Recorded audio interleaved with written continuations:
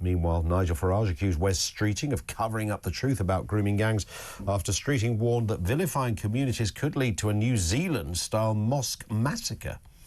Let's speak with Nusrit Mehtab, former Scotland Yard Superintendent. Nusrit, good afternoon to you. I mean, this story isn't going away anytime soon, but it does seem, certainly on face value, that first part that I mentioned there, that lower-ranking staff held accountable, senior staff not. Good afternoon. Yes, I really don't think the story is going away, certainly with Elon Musk pushing the story, and now it's taken legs. This story's been there since 2011, 2012. It's never really gone away, and there's been lots of convictions. But I certainly, think that it needs to be, in terms of policing, if the lower ranks have been held responsible for failures, then it's got to go up the chain. I cannot disagree with that, because it was instructions probably from higher ranks as to how to investigate or whether to investigate. And there's this whole debate that there was this memo saying that it was, from the Home Office, that it was actually the lifestyle of these girls. And if it was their lifestyle, then, that shouldn't be investigated. But that's proved to be, the memo doesn't exist. What actually was said was that you should listen to the voice of the child, and how that was misinterpreted to suit people's agenda. So in terms of that, yes, I think there is an argument to do that. However, I mean, if we look at this vilifying of certain sections, abuse is abuse, whether it's done by brown men, white men. And if you look at group-based abuse, it's 3% are Pakistani men who are responsible. You can't get away from that. Those are figures which you have to look at. But it's a higher, proportion of, right? Well, no, 97% are white men. 97% is non-localized abuse, which is carried out by 87% of white men. And so, when we're looking at that, this is abuse. And one thing they all have in common is they're men, they're predators, they're evil criminals. You shouldn't be able to distinguish. The threat doesn't come according to race or religion. But it might come because of culture, though. I mean, it may well come because a culture in a certain area, because each group, you're absolutely right, different groups, there will be a different story, but it would be for us to investigate all the different stories. And in this particular one, it seems that what was resisted was the idea that Rotherham, for example, where nobody wanted to acknowledge that in this particular case, as distinct from others, in this particular case, there was a whole group of men from one culture and a set of victims from another culture. Any cop, yourself included, would have surely looked at that and gone, right, let's see what's going on here. 100%. Culture doesn't come into it. There's no culture that says you can abuse children. No, but there isn't a culture that says it, but there's a culture that might believe it, that might believe, we're superior to you, you're white trash. Many of the victims said they were referred to that on a regular basis. This was racism and race hate on a big scale, right? Yeah. When I've listened to and read the testimonies of the victims, and it breaks my heart that any child, regardless of had to go through that. But no one culture or one religion says that you can treat that. These are criminal predators. True. They chose to do this. It's on them. It's not on the whole culture. I'm Pakistani. I'm Muslim. Nowhere in our culture does it say to do that. So let's remove that misconception. And, it's a lie. It's a misconception. But is it a misconception when many victims say, look, part and parcel of the fact they became victims was because they were seen by, these guys whose own background, some, I think, even in court, used their religion as perhaps but I agree. I don't think that's the main thing that's going on here, and I've never said it was. But clearly, they felt that culturally these girls were beneath them, and they told them that while raping them and abusing them. They were abusers, abusers tell their victims anything. And these men have said, the girls have used those terms. But if you called me white trash or I called you brown trash, we'd both be guilty of racism, wouldn't we? Well, yes, but that doesn't mean that every single person of that culture or that religion or that race, if you like, ethnicity, will do the same. But nobody thinks These men are evil. But nobody thinks it's everybody. No, hold on, Ian. Those men are evil predators, and let's not carry on, let's not just focus on the wording and terminology they use. They were trying to destabilise and demental almost their victims. That's and true. That's true. But so the language that they used was wrong. Of course, and but racism, they were ignored. They were ignored as perpetrators because of their race and ethnicity. But the victims are also ignored by the authorities because they were classified as they were working class. And that is also documented. They weren't believed because of their backgrounds, because they came from what considered to be broken homes, and they may have had some, or they were classified as having behavioural issues, so not believed. So these victims, and they are victims of the system, Agreed. as well as these evil perpetrators. Of course, but the perpetrators, nobody wanted to go there, it seems. I mean, there's enough evidence, and certainly anecdotal or otherwise, from girls and social workers who were sent on a race awareness course because they dare raise that there was a correlation here between this community. Even if you're not going by religion or ethnicity, you might just be, you'd still note it, wouldn't you? I mean, if you arrest me tomorrow, I am noted as an IC1 or something, whatever it's called, I don't know. You know, I'd be in that, I'd be categorised. Yeah, I mean, and as I said to you, 3% of those people in Rochdale, Rotherham, Telford were British men of Pakistani heritage. You can't move away from that. That's fact. And that should be stated, and that is stated. But why are we totally focused on that it's a part of their culture or religion? What we're saying is threat to children comes from all aspects, and 97% of that threat comes from white men. And there's a danger here, Ian. If we focus on it's their culture, which it isn't, those men were deliberately using that to affect these girls and make them feel lesser.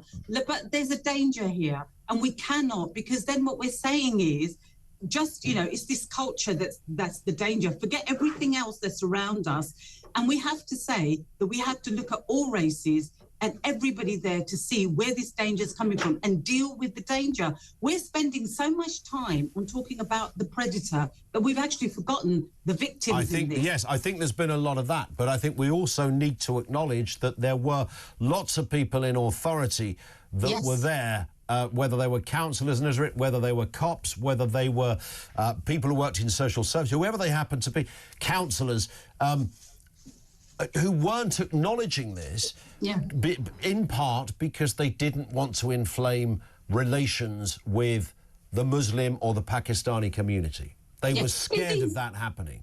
These perpetrators, and it's well known, are great manipulators.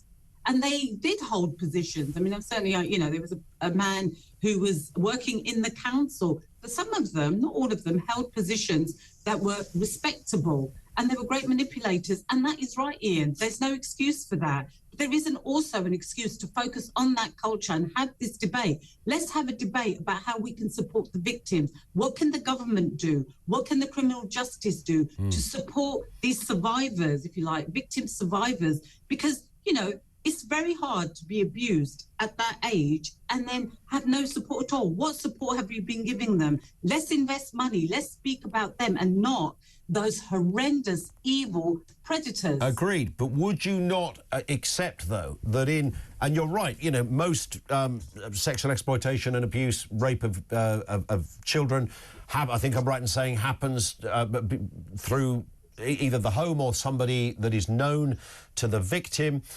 Then you've got other types of paedophile rings, etc. This term grooming gang is the area that, on this particular focus, it's not to the exclusion of all the others, which you rightly say. We've got to be careful of forgetting that there's a whole other area that absolutely is bigger and needs to be investigated. But in this particular case, we've got to look at why there was a disproportionate amount of men of Pakistani Muslim origin. Is that relevant? Is it not relevant? It's not relevant to the wider community. It's not relevant to you or any other Pakistani or Muslim that we might know.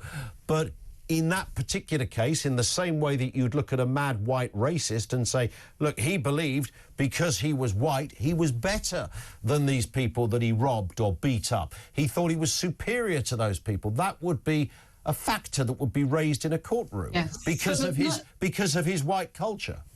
Yeah, but I believe these men, manipulators, in some shape or form, having power over 11 or 12-year-olds made them feel superior. But no way does the culture say that when you abuse a child, you are superior? No, I don't think anybody thinks that. As a Pakistani Muslim, are superior. 100%. So I think it's the men that we need to be looking at and looking into their own psyche rather than trying to take a whole culture and give it that label. You know, Ian, it's despicable. And the 3% of the men in Rotherham, in Telford, in Rochdale were of Pakistani origin.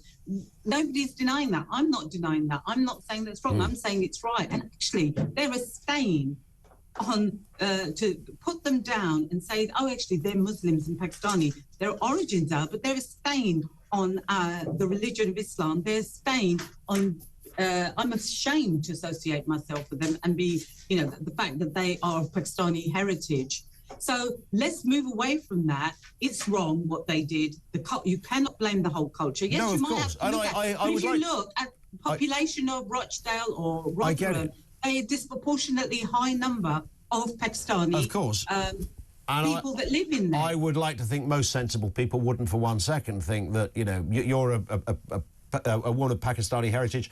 Nobody would think, oh, yeah, Nusrit secretly, she's OK with it. I don't think any sensible person would really think that. But, I mean, if you take sort of cultural divides to its extreme, you know, over there in parts of the Middle East where ISIS will happily burn somebody for being a non-believer or for being gay, you'd be as guilty as a Westerner, forget your own heritage, you'd be as guilty as me in their eyes, etc. That's because they happen to believe they are better people because of their background, their faith and their culture. This is the sort of thing that's gone on, isn't it? It's people who have an intrinsic belief that these people are worthless because they're white women, white girls, white kids. I believe that these men saw the vulnerabilities in these girls. They saw the vulnerability in the system that didn't protect them, and they knew that they wouldn't be taken seriously. Epstein did the same thing. He targeted young working class girls who came from broken homes and abused them. And so it's the same thing. These are master manipulators. It's not the culture. It's the predators that you need to look at. And I still do not believe and will not agree, and we'll have to disagree on this, that it's the whole culture that teaches this. You know, but no, I agree with that. I don't think anybody thinks that with a brain. Nobody thinks the whole culture of Islam or Pakistan preaches that. There will be some components within that group, however, that have a very medieval way of looking at Westerners, and that's clearly what's going on. Well, you know, I mean, it's interesting because I think it was Mr. Jenrick that used this, you know, called my heritage or Pakistani heritage, called these people medieval. Well, can I just say that while he's referring to Islam, saying that this heritage, Pakistani or Muslims, are medieval, can I just say that Islam introduced medicine, it introduced universities, culture, art. So when we talk about medieval and use those terms, it's offensive. But I don't think he did single out Pakistan or Islam. He said there are people. He said there are people that. Yeah, he said there are people that come to this country who are coming from medieval areas, whose beliefs are medieval by definition, and that's not unreasonable to raise that, is it? I think it is, because their beliefs. So you're saying that Islam is medieval, and the way that these individuals who are perpetrators, who are criminals, they are Muslims, so their thinking is medieval. But let me tell you that Islam is the most, as I see it, in the way that I practice, the most liberating religion. As I said, if you look at arts, culture, medicine, Islam gave you that, and I'll leave it there. There's nothing medieval about the religion.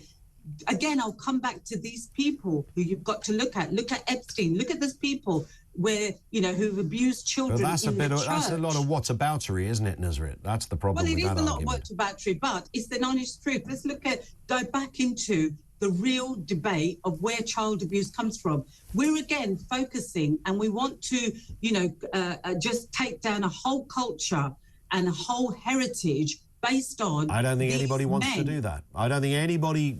I mean, there will be, you know, some people out there that, you're right, take that view. I think most sensible people realise it's a group within a group rather than the whole culture. At least we can agree on that point. Nusrit, thank you. Nusrit Mehtab,